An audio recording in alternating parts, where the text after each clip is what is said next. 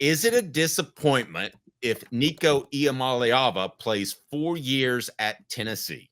Because based off what I saw last year, there's definitely a chance, I'd say a greater than average chance, that he's not going to be a first round draft pick after this year and could come back to Tennessee. So that's today's tough question, brought to you by Banks and Jones, Tennessee's trial attorney, banksandjones.com. Today's tough question. Boom. You heard that. Now take it. The Dave Hooker Show with Caleb Calhoun. Represented by T. Scott Jones, banksandjones.com, Tennessee's trial attorney. From the Ted Russell Ford Lincoln Studio, East Tennessee's #1 volume and customer service dealer, Ted Russell Ford and TedRussellLincoln.net. Now to the Dave Hooker Show on Off the Hook Sports. Caleb, I recall your opinion on this topic a year ago, and it was very strong. It was, it's going to be an absolute disappointment if Nico is around for 4 years at Tennessee. That was going into last year. Now, he still could hit his stride and be a guy that leaves early for the NFL. But if I had to predict at this point, I'm curious if you would agree with this, he will be around for 4 years. And I believe that that's good for Tennessee and not a disappointment. I might have argued the other side this time last year, but I compared him yesterday to Eric Ainge and Casey Clausen, a couple of guys that were very good quarterbacks, but not to the point where they could leave early like Peyton Manning could have or Heath Schuler did. They weren't getting early first round grades like those cats. So is it a bad thing if Nico Iamaleava is on Tennessee's roster in 2026? I think it's a problem. I do. I think it's a disappointment. Now, it's a disappointment of what he had done to that point. That doesn't mean he can't make up for it in 2026. I see David Speaks bringing up Cade Klubnik at Clemson, and that's true. Cade Klubnik was a total flop of a quarterback until last year when all of a sudden he became a Heisman candidate, and it came out of nowhere. So I do think it's a disappointment. I think that, and I'm going to give you a hot take, Dave, and because you brought up Peyton Manning. If Peyton Manning had left, think about it this way. If Peyton Manning had left after his junior year, he leaves after his junior year and goes #1 in the NFL draft, because he was being drafted based on potential at that point, not production. Wouldn't you look at Peyton Manning's Tennessee career and say it was a disappointment? If he didn't have the 97 season to hang his hat on? Yes. If he'd have gone on to be one of the best quarterbacks in NFL history and he hadn't have won a championship at Tennessee, won an SEC championship for the young ones out there in 97, yes, it would have been a disappointment. You were kind of flip-flopping the question, though. I'm not following. I'm saying it's a disappointment if Nico stays till 2026, his career will have been a disappointment to that point. But that doesn't mean that he can't make up for it with what he does his 4th year at Tennessee, if that makes sense. Like, if he stays till his 4th year and then his 4th year, he goes out and wins the Heisman, I'm not going to call his career a disappointment. But I am saying his career to that point, up to his 4th year, will have been a disappointment if he stays until 2026, is what I'm saying. And by the way, you left out, you said Peyton Manning, Heath Schuler. You also left out the great Tyler Bray, who left after his junior year to go to the NFL too, and didn't get drafted. I mean, he was ready to go. He didn't get drafted.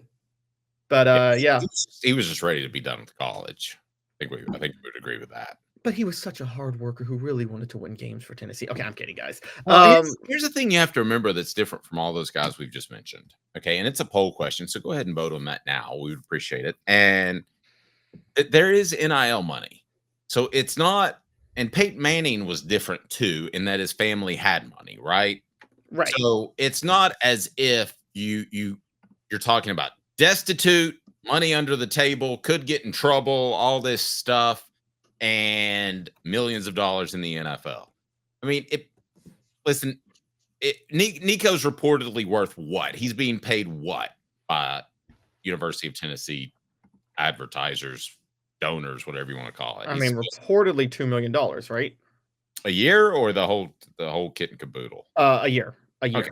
That's what I've been told, because I know James Pierce was getting $1 million. He got $1 million last year. So to clarify, he's getting $2 million a year. That's not bad money.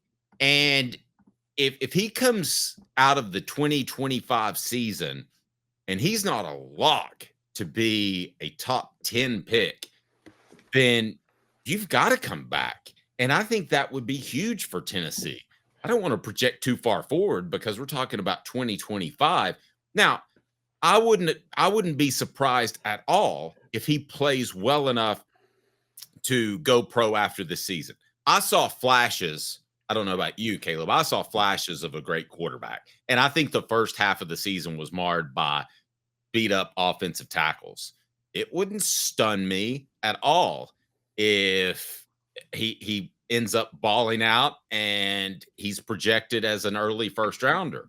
But to me, there's talk of his leadership. There's talk of his not maturity, but his leadership. I think he could use another year. If I had to project right now, I would say that he gets a second or third round grade after this season, comes back, and he's 230 pounds. He's about 220 right now. He's about 215, I think. He's about 230 pounds, and you're talking about a beast of a prospect. And that's good for Tennessee because it's stability at a position. Just ask Georgia that it's tough to have stability at because of the transfer portal. All right, so let me pose this question to you, Dave, because they will always get compared. Who is more likely? Who is more likely to enter the NFL draft next year? Arch Manning or Nico Iamaleava? Wow. I would say Arch Manning hasn't even played. Yeah, I would say Arch Manning. I've seen glimpses of both. I think Arch is a little bit better. You know, we were making the comparison earlier in the show of an Eric Ainge, a Casey Clausen level. You know, you can win at a high level there. You can win a championship there. But if those are 8 or 9 quarterbacks on a scale of 1 to 10, I think Arch is going to be a 10. I'm not sure Nico will ever be a 10. I'm not giving Eric Ainge and Casey Clausen 8 to 9. I'll give them like a 7. An 8 to 9 is kind of like, to me, Hendon Hooker, Heath Schuler level, Condra Holloway maybe. And the only 10 in Tennessee history is Peyton Manning. I mean, Peyton Manning is on a scale of 1 to 10, Peyton Manning maybe a 12, honestly. But yeah, so if Nico, exactly what David Speaks was saying. If Nico Iamaleava is Casey Clausen, Eric Ainge, like I said yesterday, yeah, that's a disappointment. That's a disappointing career at Tennessee, given what he was paid to do. They opened the checkbook for him. Let's talk about other guys they opened the checkbook for. We know this. They opened the checkbook for David Sanders. Dave, they expect David Sanders to be an All-American Darnell Wright level offensive tackle immediately. Well, he's not going to be that. I mean, not as a freshman. David said Nico could have a Cade Klubnik-like career. Look, Klubnik is coming into his senior year as a top 5 quarterback in the country preseason. He certainly could. And listen, there's nothing bad about that. I think that people are going to jump on board and say, "Oh man, he's around too long." Look at some of the great quarterbacks in the NFL currently. Who are the best 3 quarterbacks? And David says Lagway or Nico. I would take Nico, and I said that yesterday. David also says Arch Manning is a lock number 1 if he has slightly better numbers than Quinn Ewers did last season. I think so too. But again, his family has money; he could turn it down. So, Caleb, who are the top quarterbacks in the NFL? I mean, I think you'd have to say Patrick Mahomes, Josh Allen, Lamar Jackson are the top 3 in the NFL right now. Okay, how out of those 3, who left early? Didn't all of them leave early? I think did Patrick Mahomes stay all 4 years at Texas Tech? I was thinking he did. Now, no, he left early. He left after his junior year. He played 3 years. From my understanding, it looks like yeah, he left after his junior year. Now, Lamar Jackson, I think, was a 4-year guy, but like a redshirt junior. I don't know if you count that as leaving early. Like, do you count that if you have a year of eligibility, but you stayed for 4 years in college? You see what I'm saying? Sort of. Kind of splitting the baby, as you like to say. Yeah. Now, Orange Blood says, no way at all Nico goes to the draft next year. Is that a foregone conclusion for you? That he goes to the draft? That he does not go to the draft? No, it's not a foregone conclusion at all. I think anything could happen. Josh Allen's one who stayed all 4 years. He was at Reedley College his first year and then transferred to Wyoming and played at Wyoming for 3 years. So no, I don't think either's a foregone conclusion. Look, they had a different type of offense last year. Josh Heupel had to do more 12 personnel because he had issues at tackle. We've talked about that. Nico Iamaleava was young. The receivers were not where they need to be. I mean, there's a strong argument that the attrition Tennessee had this offseason is good for them, given what they suffered. Let's get an update on the poll question. Go ahead and tell me what it is, Caleb. Is it a disappointment if Nico Iamaleava plays 4 years at Tennessee? 55% say yes, 45% say no. Way to tease the results. I'm sorry. Brought to you by Banks and Jones, Tennessee's trial attorney. Ask for the update of the poll question. Why Banks and Jones? Well, it's because they're Tennessee's trial attorney. You can play to win with Banks and Jones because they'll go to trial. You've heard of other lawyers. They say they'll go to trial and fight for you. They won't. They just want to settle. That's the easiest way out. Well, that's not Banks and Jones, led by T. Scott Jones. They won't settle. They'll go to trial for you. Tennessee's trial attorney. They play to win. Truly, Tennessee's trial attorney when it comes to criminal defense or personal injury. Why settle? It's Banks and Jones. T. Scott Jones. Banks and Jones. Now, Caleb, my question is, what would that do for the quarterback room? Because you're thinking, they believe that George McIntyre would be the backup and that he would eventually take over, and Merklinger would probably exit stage left. And we'll discuss that later in the program.